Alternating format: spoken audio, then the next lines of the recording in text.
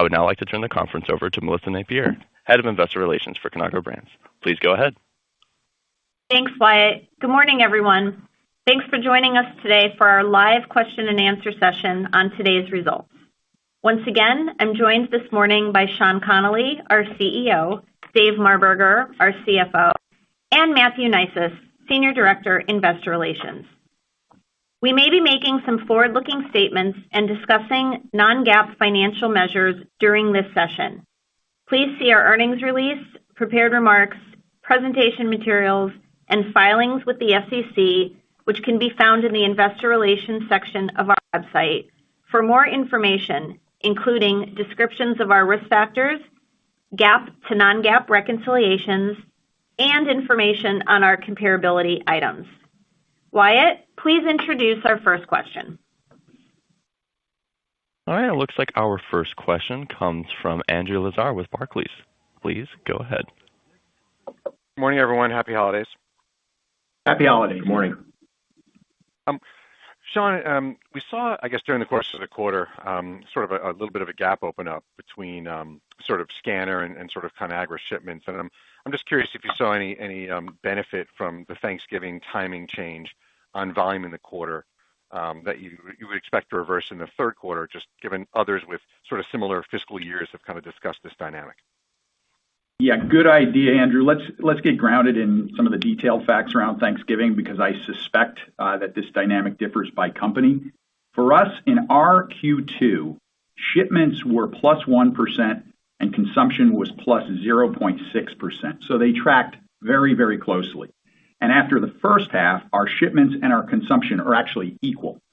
And this is an important fact, as we exited Q2, our inventory levels with customers were essentially even with a year ago. So there really was not a Thanksgiving timing effect for our company. Now, I can't speak to other company shipment patterns and inventories entering our Q3, but I can tell you that's our situation. Thanks for that clarity. And then you talk about incremental inflation and FX as the key reasons for some of the back half EPS pressure versus previous expectations. Is incremental investment, whether consumer or trade, part of this as well? And I ask because it would seem you are seeing a return on some of the spending with the volume and share trends that you spoke of in the prepared remarks, and we continue to hear about the consumer being, more value-seeking for longer than many expected. So I'm just trying to get a sense if that is sort of part of the dynamic around estimate changes for the back half of the year or not. Thanks so much. Yeah, good question, and I think it's very important we clarify this. As I mentioned in my prepared remarks, the decision to invest to drive the top line back to growth is not a new concept for us. We implemented that strategy in Q2 last year, and those investments have always been built into our plan for this fiscal year. And, as I said earlier, those investments are obviously working. If you look at our trend lines going back 5 quarters, it's been consistently going north.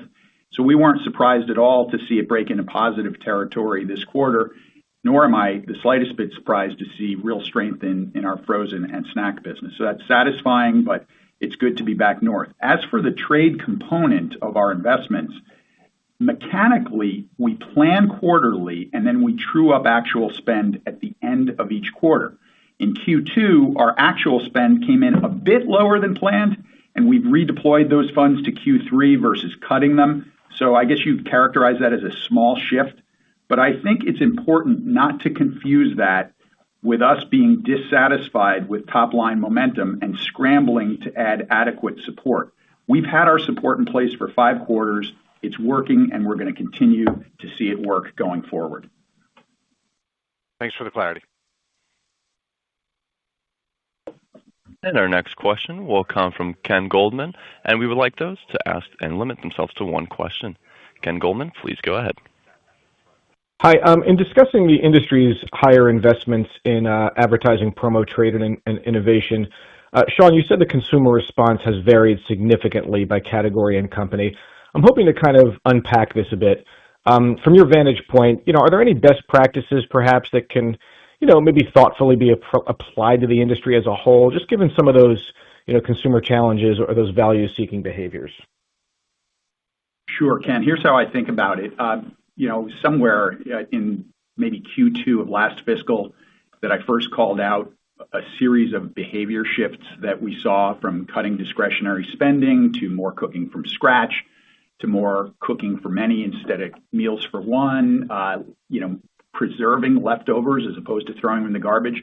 We saw all those things emerge last year, and what I've said all along is that the benefit of convenience is the one trend that has been most unshakable over the last 50 years. So we saw some impact early on frozen single-serve meals. I told you that was not going to last. Consumers don't like to meal plan, they don't like to prep, they don't like to cook, and they don't like to clean up. And that's exactly how it's unfolded. So my comment before is that really it's category specific. If a category has the benefits that consumers really long for, they can make a behavioral shift for a little while to make their household balance sheet work. But if those benefits like convenience are really important, that shift isn't going to last forever. The other area that I'd say is kind of a signal of what's on trend is within snacking.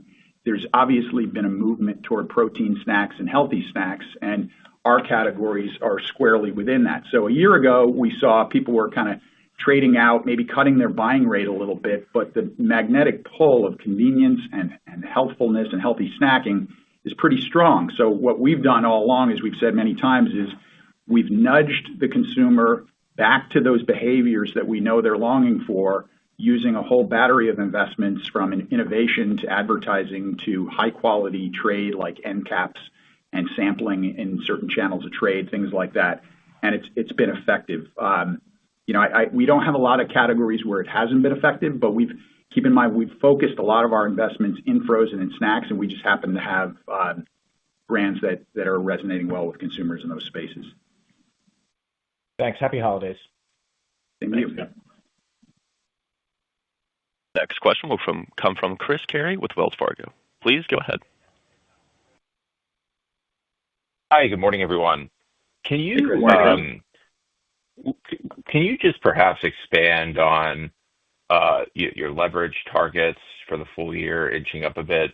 Free cash flow conversion, it looks like it's coming in better. What's driving that? The leverage kicking up a bit, I assume, is more about profit as opposed to debt pay down. Can you just update us on, I guess, visibility on free cash flow, how quickly you think you can get to your leverage targets, and in general, how you're thinking about cash deployment, maybe over the next year and perhaps over the next several years, between the dividend and share repurchases and, of course, M&A? Thanks. Sure. Hey, Chris, it's Dave. Let me take that from the top. So yes, our forecasted leverage ratio for this year is now 3.4 times versus 3.2 times. As I said in my prepared remarks, that's entirely due to the takedown in our profit. So in terms of our forecasted free cash flow, we're on track with our plan in terms of how much debt we expect to pay down. The free cash flow conversion is now above 100% because that's a metric of free cash flow is related to net income. So with net income coming down, obviously that's going to go up. But the broader point there is we're really pleased with our performance in free cash flow. The company's very focused on it as an organization. And now that we've come out of COVID, we're really making great progress in working capital, particularly with inventory. Our supply chain organization is doing a fantastic job setting goals to take days of inventory out. Things like tax, just other areas of cash, we're just really focused on it. So we're really pleased with the progress, and it's going to continue to be a priority for us. So as I also said in my prepared remarks, we still expect to hit our long-term leverage target of 3 times by the end of fiscal 26. And so that's where we are. And then we've always talked about a balanced approach to capital allocation. Over the years, you've seen us do a lot of things in terms of, M&A, both, acquisitions, divestitures, share repurchase, paying, levering up and then paying down our debt. We're open to everything, and we like the flexibility, candidly, that we would have. But we are super focused on getting to that 3 times target for leverage by the end of fiscal 26. Okay. Thanks so much. And the next question will come from Thomas Palmer with Citi. Please go ahead. Good morning. Thanks for the question. wanted to ask, in the presentation indicate that the third quarter operating margin is expected to be the lowest of the year. I think this would then imply that 4Q would be the highest of the year. So I just want to make sure I kind of understand the key drivers of this expected inflection come 4Q. I know there is some incremental pricing. Are the investments you noted for the third quarter expected to taper off in the fourth quarter? Just any help on that inflection. Thanks. Yes, let me try to give you some perspective on that. So kind of take it from the top. Let me give you a little bit more color on Q3. So we do expect volumes to sequentially improve, as we talked about in the third quarter. We did talk about, and Sean did a nice job of summarizing sort of the dynamic with trade and the shift from Q2 to Q3. So that's in there. We also have a little bit more kind of innovation investment, if you will, in slotting that's going to come in for Q3. That's impacting us there. We did comment that we do believe operating margin will be the lowest of all the quarters for the year. Our A&P and SG&A are going to be in line with a year ago. So it's basically that. And then from an inflation perspective, obviously, we've taken up our forecast to close to 4% for the full year, and it will be higher in Q3 than Q4. So that's another kind of dynamic there. So, that's just the flow of how Q3 will go. Thank you. Yep. And the next question will come from Peter Galbo with Bank of America. Please go ahead. Hey, guys. Good morning. Sean, I just wanted to ask, I know you said there was no Thanksgiving kind of timing benefit to the quarter, but slide 15, you have the staples portfolio, with several of the brands that were kind of growing double digits. So just wondering if there was any hurricane impact in the quarter, maybe that helped benefit some of the shipments that might not repeat, and if so, if you could just quantify that for us. Thanks very much. Pete, there was I would say, characterize it as a very small benefit from the hurricane in the G&S segment, but not material to our overall results for the quarter.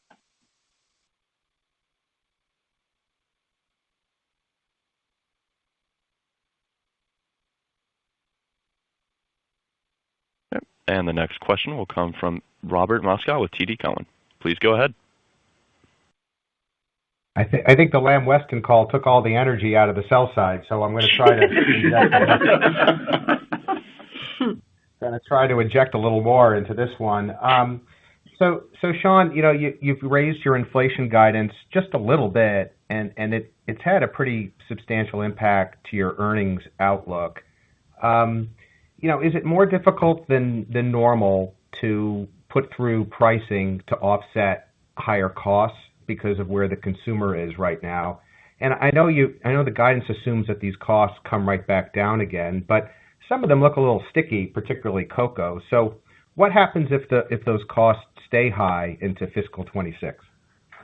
Yeah, let me unpack that for you, Rob. First, taking it from the top, the EPS call down today equates basically identically to the inflation in the back half versus what we had previously expected. That's the majority of it, plus FX. So that cues up, and that is the reason, back to the earlier question around the leverage going from 3.2 to 3.4. It's not the need to invest more or any of that, and I want to make sure we don't get caught up in that. So so on a percentage basis, while it looks, 3% to 4% on a dollar basis in terms of inflation and the impact on EPS, it ticks and ties. As to what's driving that, it's really, yes, there's inflation in cocoa and sweeteners, and that's very small, narrow in our portfolio, and we will be pricing to offset that. But the bigger driver for us has been protein. It's meats, eggs, things like that. And we did anticipate that there would be inflation in the second half, but we anticipated that level of inflation will be lower. And we still anticipate that those peak protein costs are going to come down, pretty much across the board, but there's a bit of a deferral for that. So then it kind of leaves it as a judgment call for, companies like ours, which is, if you believe that the forward curves are going to be coming down, do you want to price, start the whole cycle all over again of the lag, the elasticity effect? And right now, we think what's in the best interest of the consumer and in the best interest of our shareholder with respect to kind of long-term cash flows and value creation is to keep the top line momentum. And that's what we're doing. It's been working very well for us. It was great to get back to positive territory. And so obviously there's a margin implication near term, but we do see that changing. Now, you never know. Like we thought the back half was going to be less inflationary. If we find ourselves in next fiscal and there's more inflation, we'll deal with that then. But that's just a little color on kind of how we're looking at things now. And I think the headline is we've got really strong brand performance. We've got industry-leading share performance. We think the right thing to do is to keep that momentum. Thank you. And the next question will come from Alexia Howard with Bernstein. Please go ahead. Good morning, everyone. Morning. Hi, Alexia. Just taking a little bit of a different tack. You announced your Healthy Choice GLP-1 on track messaging recently. Can you talk about what insights you've gathered from that segment and plans for maybe expanding that program over time? Sure. Well, this is an opportunity for me, Alexia, to kind of give a little promotional shout out to our forthcoming CAGNY presentation this year. The centerpiece of our presentation at CAGNY is going to be titled "The Future of Frozen and the Future of Snacking." And really the point there is we think our categories are extremely well positioned in a dynamic macro environment, including a macro environment that has speculation around GLP-1s and regulatory and things like that. And we think brands like Healthy Choice could really benefit in that kind of environment. And we think snacks that are protein-centric and fiber-centric as well. With respect to Healthy Choice, we did add what you might think of as a wayfinder on the front of the package for people that are managing their diet proactively, including using GLP-1s. So the title of the wayfinder is called On Track, and we use the language GLP-1 friendly on there. And there was an article in the paper last week that kind of talked about that if anybody wants to dig into it more. But obviously it's small right now in terms of the number of people on it. People who do go on it are still dropping off of it. And what's interesting about that is a brand like Healthy Choice, we think can be a solution for both somebody who is actively taking a GLP-1 drug, but also somebody who gives it up, but then is seeking to maintain the progress that they've made while on GLP-1s. Those consumers need a bit of an off-ramp, and Healthy Choice provides an excellent off-ramp for them as well. So we're on trend, and we will focus our marketing and our packaging to make sure people know that. Great. Thank you very much. I'll pass it on. And the next question will come from Max Gumport with BNP. Please go ahead. Hey, thanks for the question. And this might be stealing the thunder from your upcoming CAGNY presentation, it sounds like. But Sean, you touched on the move within snacking to protein and healthy snacks. And really that's a microcosm for what we're seeing in the broader packaged food industry this year. You've got higher protein categories like nutrition shakes, cottage cheese, Greek yogurt, all leading on the growth side. And then you've got unhealthy snacking categories that are showing larger declines. In your view, what's driving this trend and how long do you think it can persist? Thanks. Well, snacking is, how big snacking is? It's $80 billion. It's a huge space, and it's a space that has always had a tremendous amount of variety. And depending upon what the hot macro trends are, you'll see some shifting within that space from variety to variety. It just so happens that for a whole host of reasons, things like protein and fiber are super on trend right now. And, who knows how that'll change. I don't see any change on the horizon in terms of protein and fiber being and low carb really being on trend. And so we are highly concentrated in our snack business in those benefit areas. And what happens when you get on trend like that is the categories grow and retailers add new brands to satisfy the demand. So when you think about big categories, in the food industry, you see cookies as an example. You see a lot of variety, and that's needed to satisfy demand. So that's why you see in areas like meat sticks, new brands showing up, because that's textbook, and that's why we acquired the fatty smoked meats business because it's a new brand, it's playing that role, and it's growing at a super fast rate. So we now have in meat sticks what we call the trifecta smokehouse between Slim Jim, Duke's, and Fatty, and we think having a suite of brands there, just like we do in popcorn and seeds, is the best way to continue capitalizing on that growth. But I don't see those trends changing, and I like being protein-centric, fiber-centric, and I like not being DSD. That's a good combination for a snack business. Great. Thanks very much. And the next question will come from Rob Dickerson with Jefferies. Please go ahead. Great, thanks. Just a kind of quick, easy question. I might be wrong, but I thought Q2 was supposed to be the highest kind of spend for the year, just in terms of advertising and promotion. But then I also hear maybe there's a little bit more trade going into Q3, and I heard a little time shift. And then also, I think you said kind of, total SG&A and ad and promo would be the same in Q3 relative to last year's Q3, right? Which implies, Q3 is higher. So was there anything that just kind of occurred in the quarter where you say, okay, hey, we might have a few new innovations that might have slipped into Q3, so maybe we'll also shift some of that ad and promo, or maybe we want to, promote a little bit more in December to the holidays. Just trying to gauge, kind of I guess it's seasonality to a certain extent on ad and promo, but just kind of how you're thinking about that as we kind of move through Q3. You want to hit that? Yeah, let me take that, Rob. So just kind of take it from the top. From a dollar perspective, we spend the most in Q2 in terms of trade merchandising, just in terms of absolute dollars.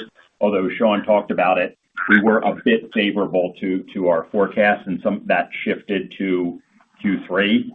From an A&P perspective, we are ramping up A&P, so that will continue to ramp up, so that by the end of the year, I think our A&P percentage is pretty much in line with the prior year, is what we said. And so that would ramp up, and that obviously will start in Q3. I mentioned too that we did have a little bit of innovation investment that was higher, that we expect to be higher in Q3 versus what we had forecasted before. Again, not really material, but it is an increase versus what we had forecasted before. So, and then SG&A, as you had commented, we're still kind of, our commentary is the same in terms of where we expect SG&A to be. So they're really the dynamics, I would say, that hopefully answered your question. Yeah, Rob, most of those events are easy to plan. Thanksgiving and Christmas and Lent, where they fall in the calendar, you can plan around. The ones where you have to stay more agile is support for a business like Swiss Miss, where the weather moves around and you want to try to have your investment track with when the weather hits. But I wouldn't say that, that type of variability is material at all in the scheme of our spend. Okay, perfect. No, that was great. Thank you. Thanks. And the next question will come from Leah Jordan with Goldman Sachs. Please go ahead. Good morning. Thank you for taking my question.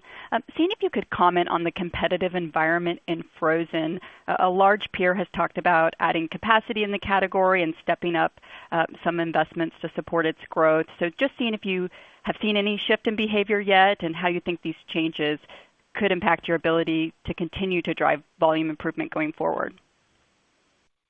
Well, frozen is an absolutely awesome space.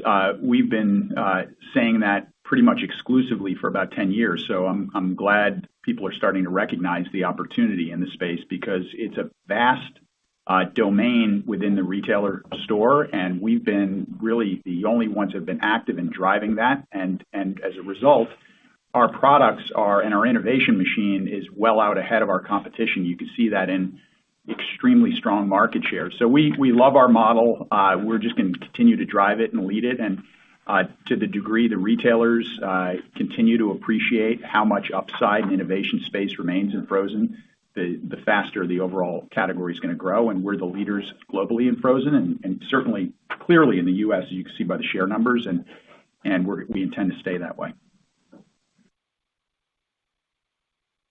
Thanks. Thank you. There are no further questions at this time, and I would like to turn the call over to Matthew Nissis for closing remarks. Thank you, Wyatt, and thank you all for joining us today. Please reach out to Investor Relations with any additional questions. The Have a conference is happy now holidays, concluded. everyone. Happy holidays indeed.